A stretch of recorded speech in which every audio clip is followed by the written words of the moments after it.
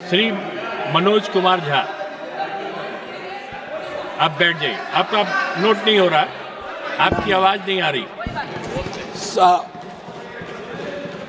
माननीय vice chairman साहब, आपका बहुत बहुत शुक्रिया। आज आपको 5 मिनट है 3 के बजाय। सर, आप मुझे पता है 5 मिनट है, थोड़ा अप्रोप्रिएशन आपसे 1 मिनट का कर लूंगा। अप्रोप्रिएशन बिल पे माननीय वाइस चेयरमैन साहब, अब क्या कहूं, आदत से भी लाचार हूं। वित्त मंत्री साहिबा है नहीं, शायद एमओएस वित्त मंत्री होंगे। मैंने पहले भी बजट वाले अपने इंटरवेंशन में कहा था कि बजट बनाने वालों को आर्टिकल 39 सब क्लॉज सी के बगैर बजट नहीं बनाना चाहिए।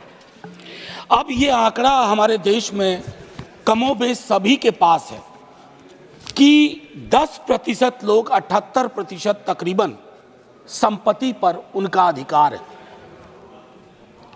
क्या हमारे देश में प्रियम्बल के मद्देनजर ये व्यवस्था नहीं हो सकती कि 1% सुपर रिच को टैक्स करने का प्रावधान करें, ताकि हमारी बाकी नीतियां सुचारू रूप से चल पाए। हमारी प्राथमिकताओं में जो समूह है उसके लिए हम काम कर पाए। मेरी दूसरी गुजारिश आपके माध्यम से होगी कि पूरे देश में एक ललक है, एक आग्रह है जातिगत जनगणना के लिए, जिसके माध्यम से हमें ये पता चलेगा कि कौन कहां खड़ा है या कौन कहां बैठा हुआ है। फिर हमारा बजट प्रभावी होगा, क्योंकि हाल के दिनों में हमने देखा है अपने पड़ोस के एक देश में लोग बाकी कारकों के अलावा जो लोग आर्थिक प्रगति में अपना चेहरा नहीं ढूंढ पाए, वो सड़कों पर उतर आए और सत्ता बदल के रख दी। मैं समझता हूं हम लोगों को प्रिवेंटिव स्टेप्स लेना चाहिए। कृषि और कृषि कल्याण के संदर्भ में मैंने बजट में जो बातें कही, उसके बरक्स में कहूं, छोटी जोत का किसान और भूमिहीन मजदूर वो हमारी प्राथमिकता में आए, और उसके लिए सच्चे सरोकार से हमारी कोशिश हो। इंटर्नशिप की व्यवस्था की गई है। बेरोजगारी के इस आलम में इंटर्नशिप ऊंट के मुंह में जीरा भी नहीं कह सकता हूं मैंने पहले भी कहा था 5,000 रुपए की इंटर्नशिप प्रति मास मतलब होता है 166 रुपए 66 पैसे प्रतिदिन। ये न्यूनतम मजदूरी से कहां ऊपर है कहां नीचे है, इसका आकलन होना चाहिए। मनरेगा को लेकर के दृष्टिकोण साफ होना चाहिए। मेरे कलीग दिग्विजय जी भी बोल चुके हैं, 86,000 करोड़ आपका ये रिवाइज एस्टीमेट से भी कम है, और इससे 3 तरह की चीजें होंगी। मांग पर असर होगा, अच्छे एसेट्स का निर्माण नहीं होगा, पेमेंट डिले होगा। इसको रिविजिट करने की आवश्यकता है। लेबर अनएम्प्लॉयमेंट में आप एलोकेशन देख लीजिए। मैं जानता हूं संगठित क्षेत्र में एम्प्लॉयमेंट का सिचुएशन सैचुरेशन पे है सर, मशीनीकरण हुआ है, लेकिन असंगठित क्षेत्र में समायोजन की अभूतपूर्व क्षमता है। जो हम एमएसएमई कहते हैं ना सर, उसमें खास करके माइक्रो और स्मॉल पर हमारा फोकस ज्यादा होना चाहिए, ताकि बेरोजगारी का जो ये विकराल जो एक मंजर है उसको हम एड्रेस कर पाए।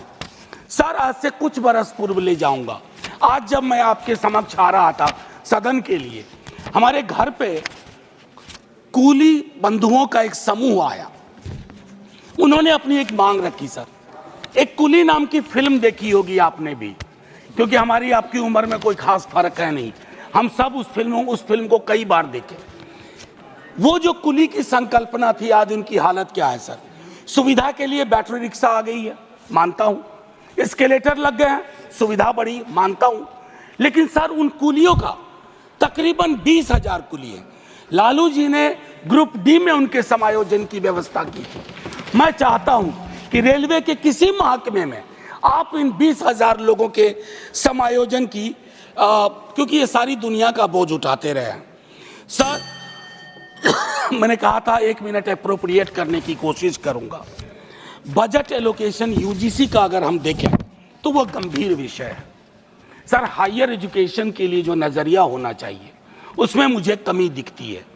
प्राइवेटाइजेशन से शिकायत अभी नहीं कर रहा हूं, लेकिन पूरी की पूरी हायर एजुकेशन का अगर आप पिरामिड देखें, वो पिरामिड फ्लॉड, उसको आपको बदलने के लिए मैं समझता हूं काफी कुछ करना होगा, including resource allocation.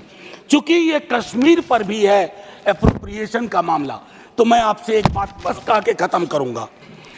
Finance ministry ने 20% कट किया है इंपोर्ट ड्यूटी में, वॉलनट और एप्पल में। लोअर प्राइस के कारण कश्मीर के कृषकों की समस्या अब समझिए। उसके अलावा जो स्लैशिंग ऑफ इंपोर्ट ड्यूटी है 70 से 50%, वो वॉशिंगटन एप्पल पे, यानी कि वॉशिंगटन का सेब, उससे कश्मीरी सेब उत्पादकों पे कितना फर्क पड़ा है, ये फाइनेंस मिनिस्ट्री को समझना चाहिए। और एक और आखिरी टिप्पणी करूंगा, ये जो कश्मीरी सेफ्रॉन है, आपने इंपोर्ट फ्री सेफ्रॉन ईरान से मांगा कर लिया, नतीजे में क्या हुआ है, कश्मीर का जो सेफ्रॉन का पूरा यूनिट है वो छत विच्छत महसूस कर रहा है। तो माननीय उपसभापति महोदय, मैं सिर्फ इतना कह के अपनी बात खत्म करूंगा कि ये सब रिचुअल न बन जाए कि अप्रोप्रिएशन पे बात होनी है, कल फाइनेंस पे बात होगी, बजट पे बात हुई है। अगर सरोकार प्रदर्शित किए जाते हैं, और ये इसलिए नहीं है, कोई भी परमानेंट नहीं है सर, न वो परमानेंट वहां है न ये लोग परमानेंट यहाँ है, ये बदलाव होता है, लेकिन सामूहिक सरोकार, बुरा मत मानिए ना मनोज जी, मेरी दिक्कत क्या है माननीय उपसभापति महोदय, इजहार मोहब्बत से पहले बदनाम नजर हो जाती है। मैं दिल में इरादा करता हूं, दुनिया को खबर हो जाती है। शुक्रिया सर, जय हिंद।